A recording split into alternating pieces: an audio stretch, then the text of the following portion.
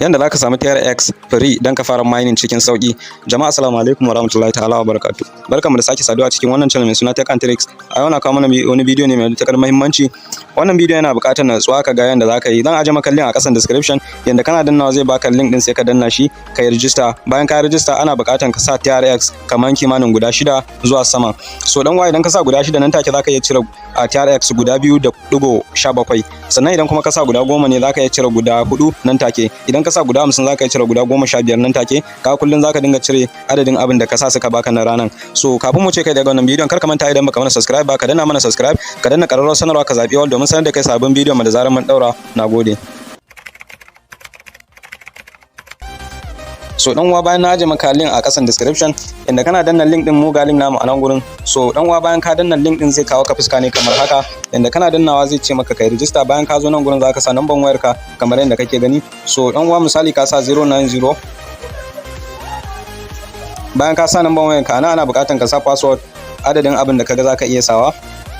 So dan uwa bayan ka saka a nan gurin wajen attach din nan zaka ga an baka code a gefe. Idan ka sa bai hau ba zaka tabi kan code din ne za su canza maka wani sai ka sa. Inda kana sawa zaka danna sign up kamar yadda kake gani. So gashi na register successful. So kamar yadda kake gani za su baka guda 10,800. Dan haka da shine zaka fara mining, amma sai in ka saka TRX na haka adadin abin da ka sa da shine zaka fara mining.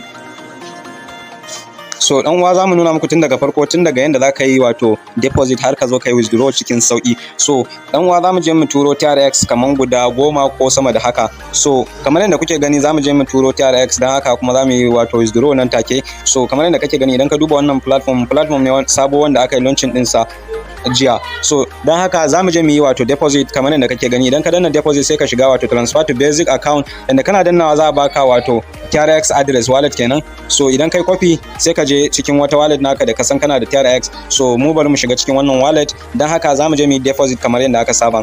So idan ka shigo zaka je ka nima wato TRX naka, dan haka zamu je mu yi deposit kamar yadda kuke gani. So yanzu muna da TRX guda 50, dan haka zamu je mu turo guda 10 mu gani.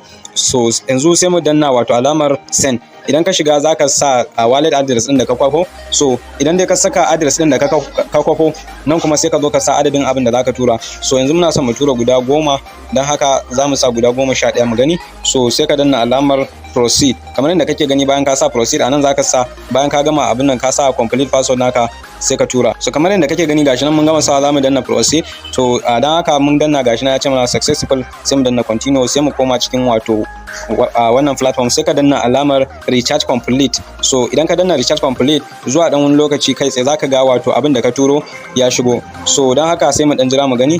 So kamar yadda kake gani gashi nan ya shigo successful, dan haka sai mu je mu gwada yin wato withdraw kamar yadda muka faɗa. So dan haka sai mu je wajen alamar withdraw kamar yadda kuke gani. Gashi nan muna da 2.45 ne. So kamar yadda kake gani zamu iya cire 2.45, dan haka sai mu koma cikin wallet address namu mu kwafo link na wato wannan TRX. Dan haka sai mu je mu wato mu tura.